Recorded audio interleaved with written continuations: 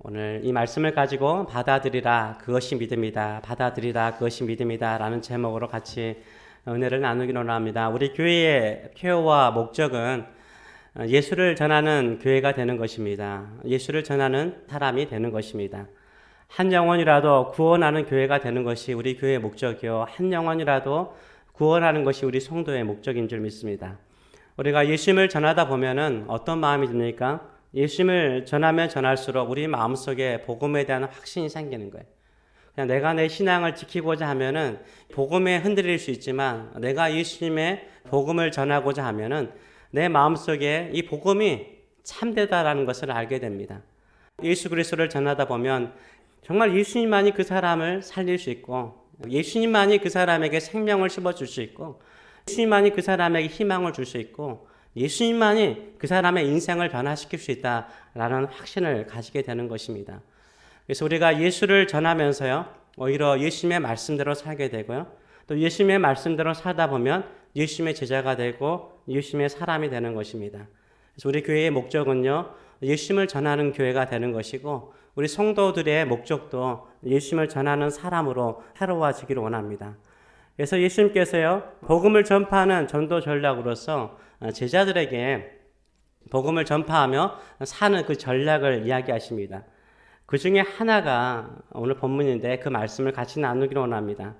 먼저 예수님께서 예수님을 따르는 제자들 가운데 12명을 뽑으셨습니다. 12명을 뽑으셔서 그들을 사도라고 칭하셨습니다. 영어로 이 어파슬이라는 단어는 보냄받은 자를 말해요. 뜻이 보냄받은 자예요. 사도라는 것은 주의 복음을 전파하도록 보냄을 받은 자죠. 그래서 모든 교회는요, 사도적인 교회죠. 사도적인 교회는 어떤 교회입니까? 세상을 향하여 복음을 전파하도록 보냄받는 교회가 사도적인 교회입니다. 그 사도적인 사람은 어떤 사람일까요? 내가 예수 그리스도를 전파하도록 세상에 보냄받은 사람이 사도적인 성도를 말하는 것입니다. 그래서 예수님께서 제자들을 세상에 보내셨어요. 각 마을로 가서 복음을 전파하도록 천국 복음, 하나님의 나라의 복음을 전파하도록 하셨습니다. 이들에게 어떻게 천국 복음을 전파할 것인가 그 전략을 말씀하십니다. 구체적으로. 그 중에 하나가 뭐냐면은 너희를 영접하는 사람에게 집중하라는 거예요. 너희를 환영하는 사람에게 집중하라는 거예요. 오늘 본문의 말씀을 보게 되면 이렇게 말하고 있죠. 어떤 성이나 마을에 들어가거든 그 중에 합당한 자를 찾아내래요. 합당한 자를 찾아내어 너희가 떠나가기까지 거기 머물라. 또 그 집에 들어가면서 평안하기를 빌라. 그 집이 이에 합당하면 너희의 빈 평안이 너희가 빈 축복이 거기 임할 것이요 만일 합당하지 아니하면 그 평안이 너희에게 돌아올 것이니라. 누구든지 너희를 영접하지도 아니하고 너희 말을 듣지도 아니하거든 그 집이나 성에서 나가 너희 발에 먼지를 떨어버리라 라고 말하고 있어요. 여기에서 마을이나 집에 들어갈 때 합당한 자를 찾아내랍니다. 그 합당한 자가 누굴까요? 환영하는 자, 받아들이는 자가 있으면 그 집에 오랫동안 머물면서 천국 복음을 증거하고 가르치라는 거예요. 그러나 합당하지 않는 자는 어떤 사람입니까? 받아들이지 않고 거부하여 천국 복음을 듣기를 원하지 않아요. 환영하지 않아요. 그런 사람은 어떻게 하라고요? 신발의 먼지를 털어버리고 떠나라는 거예요. 미련 없이 떠나버리라 라고 말씀하십니다. 한마디로 말해서 뭐냐면 너희를 영접하고 받아들이는 사람에게 집중하라는 거예요. 여기에서 천국 복음을 듣고 축복받기에 합당한 사람이 누굽니까? 영접하는 사람, 받아들이는 사람, 기꺼이 그 말씀을 듣고자 하는 사람이 합당한 자예요. 그러나 합당하지 않는 자는 누굽니까? 영접하지 않는 거예요. 받아들이지 않는 사람. 천국 복음을 듣기를 거부하는 사람은 합당하지 않다라고 말하고 있어요. 그래서 우리 주님께서 말씀하시길 뭐라고 말씀하시냐면 너희는 환영하지 않고 듣기를 거부하는 사람에게는 미련 두지 말고 떠나라. 그러나 너희를 받아들이고 환영하는 사람은 그들의 집에 떠날 때까지 머물 정도로 가르치고 거기 오래 머물라라고 말씀하고 있어요. 따라서 이 땅에서 천국 복음을 듣고 하나님의 백성이 될 수 있는 사람은 누굽니까? 환영하고 받아들이는 사람이에요. 거부하고 거절하는 사람에게 미련 두지 말라라고 말씀하십니다. 예수님의 사역도 그랬어요. 예수님께서 사역을 시작하시면서 고향 어디죠? 나사렛. 갈릴리 나사렛에 가셨어요. 그리고 회당에서 천국 복음을 전하셨죠. 이사야서 말씀을 인용하시면서 내가 메시아다라고 말씀하시고 천국 복음을 증거하셨어요. 그때 이 나사렛 마을 사람들이 예수님을 환영합니까? 받아들입니까? 아닙니다. 받아들이지 않아요. 오히려 절벽까지 끌고 가서 예수님을 떨어뜨려 죽이려고까지 하는 것을 보여줍니다. 이 사람들의 생각은 무엇입니까? 저 사람은 목수, 요셉의 아들이 아니냐? 그의 누이들이 우리와 함께 살고 있지 않느냐? 이렇게 말하면서 받아들이지 않아요. 예수님을 환영하고 영접하지 않고 오히려 배척합니다. 그러자 예수님께서 하시는 말씀이 선지자가 고향에서 대접받는 거 없다, 환영받은 적 없었다 라고 말씀하시면서 이런 말씀을 하세요. 마가복음 6장 5절의 말씀을 보면 거기서는 아무 권능도 하실 수 없어. 거기가 어디죠? 나사렛이죠. 예수님을 환영하지 않고 배척하는 그 나사렛 동네에서는 예수님께서 아무런 능력도 행하실 수가 없었대요. 그래서 다만 소수의 병자에게 안수하고 고쳤을 뿐이다 라고 말씀하십니다. 그러면서 6절의 말씀을 보게 되면 그들이 뭐 하지 않으므로요? 믿지 않음을 이상히 여겼다는 거예요. 환영하고 받아들이지 않는 것을 믿지 않는 걸로 말하고 있어요. 이에 모든 촌에 두루 다니시면서 가르치시더라. 주님께서요, 고향 사람들이 자신을 환영하지 않고 믿지 않으니까 주님께서 아주 소수의 환자들만 치료하시고 어디로 가셨어요? 다른 모든 촌으로, 다른 모든 마을로 가셨어요. 환영하지 않는 곳에서는 아무런 능력도 행하지 않으시고 오히려 다른 곳에 가셔서 천국 복음을 전하시고 그들을 치료하시고 권능을 나타내었다라고 말하고 있습니다. 그런데요, 이 나사렛 사람들만 그랬을까요? 예수님의 동생들도요. 예수님의 동생들도 예수님을 믿지 않았어요.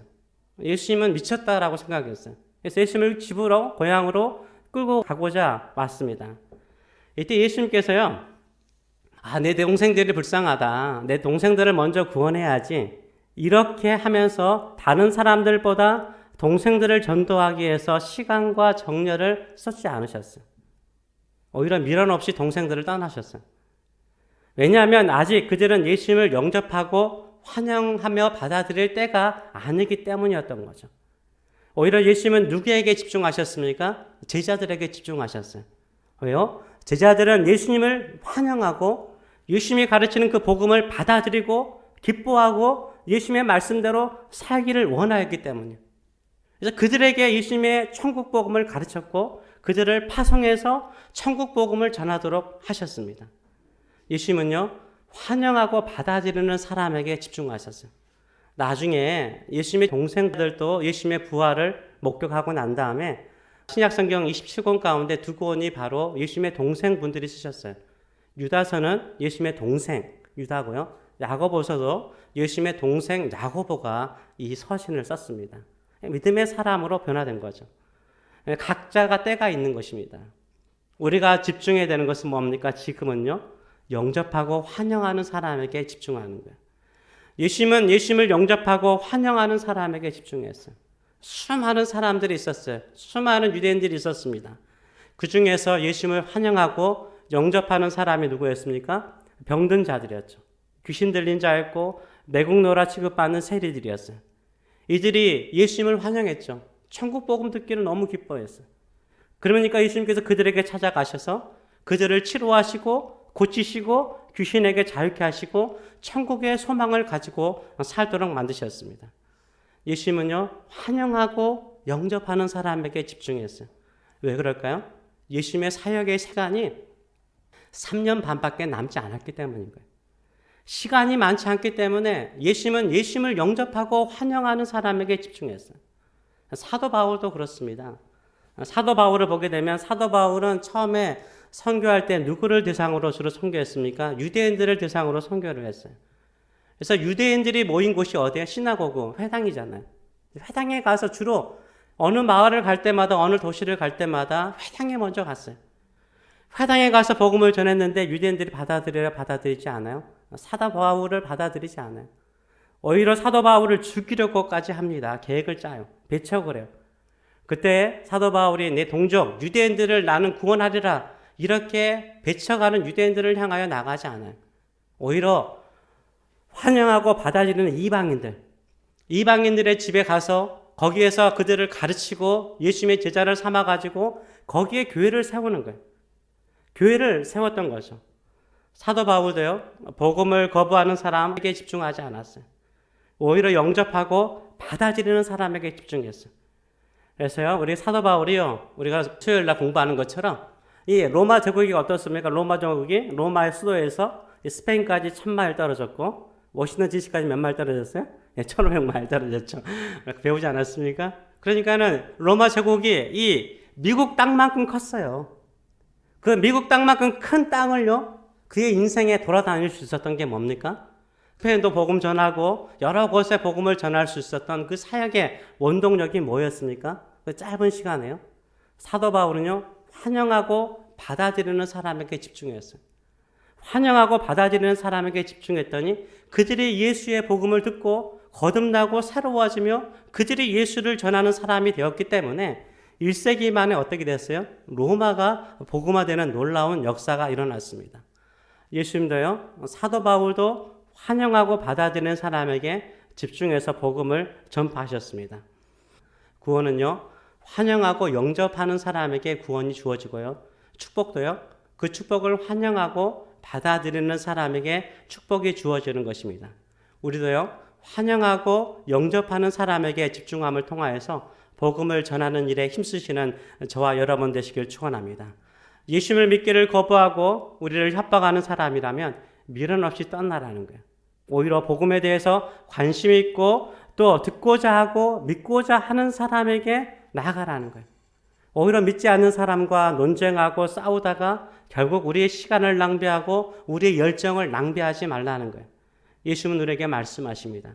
복음을 받아들이고 영접하는 사람에게 집중하라. 거부하고 환영하지 않으면 신발에 먼지를 털듯이 깨끗하게 미련을 두지 말라라고 말씀하십니다. 저도 여기 와서 계속해서 가게들 방문하지 않습니까? 환영하는 사람이 있어요. 받아들이는 사람이 있어요. 그들을 향해서는 제가 정말 자주 가고 싶고요. 뭐 하나더라도 더 사가지고 가고 싶은 마음들이 생깁니다. 그런데 어떤 분들은 가끔 저를 좀 짠하게 보시는 분이 계세요.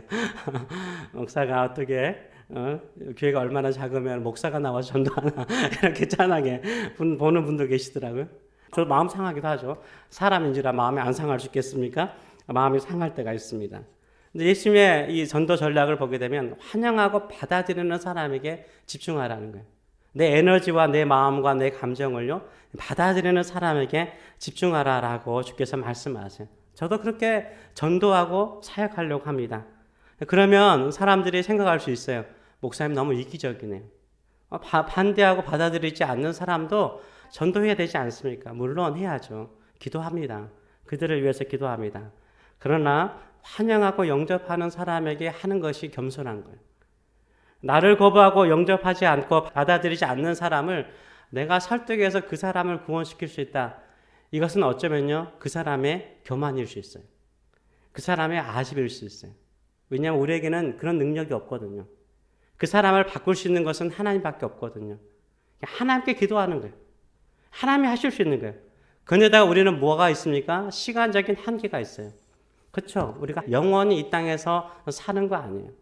우리 주변에 복음을 들어야 될 수많은 사람들이 많아요. 예수를 믿어야 될 사람들이 얼마나 많은지 몰라요. 우리가 한 사람 때문에, 거부하는 한 사람 때문에 우리가 시간과 에너지를 낭비할 필요가 없는 거죠. 그래서 우리는 계속해서 움직여야 되는 거예요. 주어진 시간이 제한적이기 때문에 예수를 믿고자 하는 사람, 들어야 될 사람을 향하여서 나아가시는 저와 여러분 되시길 축원합니다. 이런 믿음을 가지고 전도하시는 저와 여러분 되시길 축원합니다. 우리 교회도 마찬가지죠. 우리가 함께 교회를 이루면서 살아갈 때 있어서 우리가 복음을 증거해야 될 지역이라든가 또 시간이 제한적이에요. 그래서 우리는 환영하는 사람, 받아들이는 사람에게 열심히 예수 그리스도의 복음을 전하시는 저와 여러분 되시길 축원합니다. 아멘. 두 번째는 뭡니까? 오늘 본문이 말하는 것처럼 환영하고 받아들이는 사람들에게 집중하듯이요. 우리 자신이 어떤 사람이 되어야 돼요? 환영하고 받아들이는 사람이 되어야 돼요. 사도들의 집에 들어가서 평안을 빌면 그 평안에 합당하면 받아들이는 사람이면 그 평안이 거기에 임하지만 합당하지 아니하면 너희에게로 돌아올 것이다 라고 말씀하셨어요. 그렇기 때문에 우리가 받아들이는 사람이 될 필요가 있습니다. 복받는 사람, 정말로 신앙이 성숙하는 사람, 신앙이 성장하는 사람은요, 잘 받아들이는 사람이에요. 수용하는 사람이에요. 하나님의 말씀이 어떤 말씀이든지 간에 그 말씀을 그냥 흡수하듯이 받아들이는 사람이요, 그 사람 안에 새로운 역사가 일어나요. 다른 사람이 보지 못하는 것을 볼 수 있는 능력을 주시는 줄 믿습니다. 우리가 아브라함을 보게 되면 참 잘 받아들이는 사람이었어요. 그렇기 때문에 믿음의 조상이 되는 거죠. 아브라함이 마므레 상수리 나무 아래서 장막을 치고 살던 시절이었습니다. 그때 아주 뜨거운 때학볕, 그 중동에서 일하셨던 분도 2-3시간은 꼭 낮 시간에는 쉬셨다고 그러더라고요. 낮 시간에는요, 중동이 뜨겁기 때문에 그 2-3시간 쉽니다. 근데 그 시간대에 세 사람이 지나갑니다. 아브라함 앞을 지나가요. 뜨거운 때학볕에요. 근데 아브라함과 사라는요, 이 지나가는 세 사람은 어떻게 합니까? 환영을 해요. 고운 밀가루를 준비해서요, 빵을 만들고요. 그 다음에 살찐 송아지를 잡아서요, 정성껏 음식을 준비합니다. 이때 축복을 하는, 평안을 비는 거예요. 대접 받았으니까 축복을 빌잖아요. 이게 축복을 빌죠. 내년 이맘때쯤에 사라에게 아들이 있을 것이라 라고 축복을 해요. 평안을 비는 평안의 축복이죠. 그렇게 하면서 능치 못한 일이 없으신 하나님께서 그 일을 이루실 것이라 라고 메시지를 전하죠. 아브라함은요, 지나가는 사람, 낯선 사람에게도 환영하고 환대하는 사람이었어요. 그들이 빈 평안이요, 그들의 아브라함과 사라의 오래된 기도의 제목이 응답되는 역사로 나타나는 것을 보여주고 있습니다. 그래서 우리가 신앙이요, 복된 인생, 정말로 축복받는 인생이 되기 위해서는 환영하고 받아들이시는 저와 여러분 되시길 축원합니다. 누가 믿음이 좋은가, 신앙이 좋은가 이렇게 판단하면 안 되지만요, 그래도 알고 싶을 때가 많잖아요. 신앙생활 오래 했다고 해서 믿음이 좋은 것도 아니고요, 신앙생활 짧게 했다고 해서 신앙이 안 좋은 것도 아니에요. 누가 신앙이 좋을까요? 어떤 사람이 신앙이 좋냐면 잘 받아들이고 영접하는 사람이 신앙이 좋은 거예요. 이게 거부하고 받아들이지 않으면 신앙이 좋지 않은 거죠. 요한복음 1장 12절 아주 좋은 말씀이죠. 영접하는 자, 그 이름을 믿는 자들에게는 하나님의 자녀가 되는 권세를 주셨대요. 영접한다는 것은 받아들이는 거잖아요. receive 하는 거잖아요. welcome 하는 거잖아요. 영접하는 것을 또 믿는 것이라고 표현을 하고 있어요. 받아들이는 사람, 영접하는 사람이 믿음이 있는 사람이에요. 잘 받아들이는 사람이 믿음이 좋은 사람이에요. 잘 받아들이는 사람에게 예수님의 이름을 믿는 사람, 예수님을 나의 구세주로 영접하는 사람에게 주신 축복은 무엇입니까? 하나님의 자녀가 되는 권세를 주신 거예요. 이게 축복인 거예요. 신앙생활도 하나님의 말씀을 내가 받아들이고 수용하잖아요.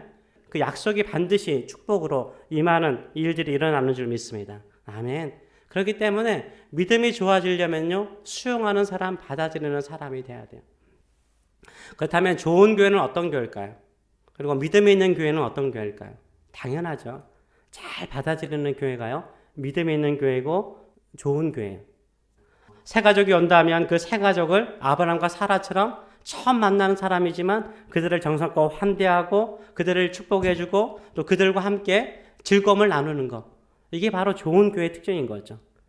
교회의 축복은 무엇이라고 생각하십니까? 저는 교회의 축복은요, 교회는요, 생명을 가지고 있잖아요. 이게 생명을 가지고 있는 교회이기 때문에 생명을 살리는 교회가 좋은 교회예요. 그것은 결국 뭡니까? 교회가 성장하고 부흥하는 거죠. 영혼을 살려서 하나님 자녀답게 살게 만들고 가르쳐서 훈련하는 교회가 좋은 교회, 건강한 교회입니다. 어떤 사람이 자발적으로 이 교회에 왔어요. 그 사람의 마음이 우리에게 열려 있다는 거잖아요. 그러면 우리는 더 열린 마음을 가지고 그 사람을 환대하고 환영하는 교회가요, 좋은 교회입니다. 부흥하고 성장하는 교회는요, 낯선 사람을 잘 받아들여요. 낯선 사람을 환영하는 교회예요. 만약 새 가족이 극진한 환대와 대접을 받으면 그 사람의 마음속에 어떤 마음이 들까요? 다른 사람을 데리고 오고 싶은 마음이 생기는 거죠. 그래서 더불어서 부흥하게 되는 것입니다. 그러나 새 가족이 자발적으로 우리 교회에 찾아왔다면 그 사람 주변에 또 새로운 사람들이 또 우리 성도들이 될 수 있는 거잖아요. 아브라함이 만났던 새 사람도요, 환대했던 새 사람도 낯선 사람이었잖아요. 처음 만난 사람이었어요. 그러나 이 낯선 사람을 환대하고 환영했더니 오히려 하나님이 주시는 그 축복이 그 가정 안에 이루어지는 것을 보여주고 있습니다. 나무도요, 열매를 맺는 나무가 있다고 그러잖아요. 감나무 같은 경우는 그렇대요. 감나무 같은 경우는 1년에서 2년 자란 가지에만 열매가 맺힌대요. 3년 이상 된 가지에는 열매가 맺지 않는다고 합니다. 그래서 3년 된 이상 가지를 잘라주면 새로운 가지가 나와서 열매를 맺는다고 말합니다. 교회가 성장하고 변화되기 위해서는요, 새로운 역사가 일어나야 돼요. 이 새로운 역사는 어떤 마음을 가진 사람이요? 환영하고 받아들이는 심령을 가지고 있는 사람에게 임하는 것입니다. 그렇다면 우리는 어떤 것을 기꺼이 받아들여야 될까요? 예수님을 기꺼이 받아들여야 되고요. 두 번째는 하나님의 말씀을 기쁨으로 받아들여야 돼요. 하나님의 말씀이 내 입술에 내가 받아들일 때 쓸 수 있습니다. 그러나 내 영혼을 살리는 말씀이 될 수 있습니다. 그래서 천국 복음을 흡수하는 저와 여러분 되시길 축원합니다. 주의 말씀을 흡수하시는 저와 여러분 되시길 축원합니다. 제가 최근에 들었던 용어 가운데 하나가 있는데 꼰대라는 단어, 별로 좋지 않은 단어죠. 지금 꼰대라는 말 자체를 듣기 싫어하는 사람들이 있습니다. 근데 저도 이 꼰대라는 단어가 어떤 의미를 가지고 있는가 좀 알아봤어요. 그랬더니 백과사전에 꼰대라는 단어는 옛날에요, 아버지나 교사 등 나이가 많은 사람들을 학생이나 청소년들이 쓰던 언어였대요. 가리키는 선생님, 아버지를 쓸 때 썼던 이 은어적인 표현이었어요. 젊은 애들이 쓰는 은어적인 표현이었다고 합니다. 1960년도에 어느 한국 소설을 보게 되면 그 소설에 아들이 엄마한테 아버지 몰래 뭔가 하나를 받아가는 거야. 가면서 꼰대에게 말하지 마자 그래요. 아주 나쁜 말처럼 보이잖아요. 근데 1960년대에는 이 꼰대가 아버지, 나이 많으신 어르신을 지칭하는 표현이었다고 합니다. 이 단어가 별로 쓰이지 않았어요. 그러다가 2010년 이후부터 한국 사회에서 젊은 사람들이 쓰기 시작했어요. 이 구태의연한 사고, 옛날의 사고 방식을 가지고 젊은 사람들을 억압하고 강요하는 이 문화 속에 있던 젊은 사람들이 이제 표현하기를 꼰대라고 그러는 거죠. 그래서 너 몇 살이야? 이런 말을 자주 쓴다면 젊은 사람들이 볼 때 약간 꼰대로 보는 거예요. 그리고 네가 인생을 살아봤어? 얼마나 살아봤다고. 이것도 젊은 아이들이 볼 때는 꼰대가 쓰는 단어라고 말합니다. 왕년에 말이야, 내가 왕년에 이랬어 저랬어, 이렇게 말하는 것도 약간 꼰대적인 문화죠. 젊은 사람들은 어르신들이 옛날의 사고방식과 옛날의 문화와 옛날에 본인들이 했던 경험들을 강요하는 것을 싫어하고 있어요. 계속해서 시대가 바뀌고 문화가 바뀌고 환경이 바뀐 거죠. 신앙도 그래요. 신앙도 환경과 문화가 바뀌어요. 저도 뭐 산에 가서 올라가서 기도하는 사람이거든요. 믿거나 말거나.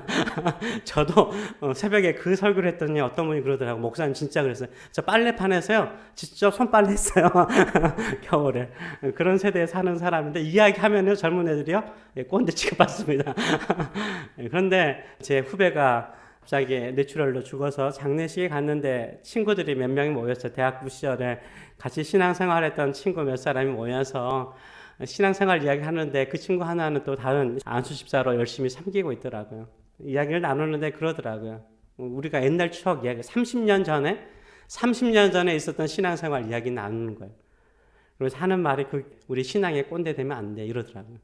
신앙에 꼰대 되면 안 돼. 우리가 좀 열심히 하고 섬기고 그러다 보면은 우리 스스로 우리가 30년 전에 했던 신앙생활, 30년 전에 했던 그 신앙의 모습이 마치 최고인 양, 멋있게 우리가 했던 양, 그렇게 꼰대짓 할 수 있다라고 이야기를 하더라고요. 제가 그게 마음에 참 와닿았습니다. 우리가 새로운 변화를 받아들이지 않고, 새로운 것을 환영하지 않고, 새로운 사람을 받아들이지 않고, 계속해서 배우려고 하지 않고, 옛날에 배웠던 거 쓰려고 하는 것 자체가요, 꼰대죠. 예수님 당시에 꼰대는 누구였을까요? 바리새인들이었죠. 그들은요, 예수님을 받아들이지 않았어요. 환영하지 않았어요. 그리고 자기들 옛날의 방식, 배웠던 방식으로 새로운 것을 받아들이지 않았습니다. 우리 교회가 성장하고 부흥할 수 있는 길은 무엇입니까? 계속해서 하나님의 말씀을 새롭게 받아들이는 거예요. 배우는 거예요. 배울 때 거기에 능력이 나타나는 거예요. 거기에 하나님의 새로운 역사가 일어나는 줄 믿습니다. 예수님의 제자들은 어떤 사람이었습니까? 예수님의 제자들은요, 배우는 사람이었어요. 예수님의 말씀을 배우고 예수님이 꿈꾸는 그 나라를 꿈꾸고 예수님이 땅끝까지 주의 복음을 증거하라고 할 때 그것을 기꺼이 감당하기로 받아들이는 사람이었어요.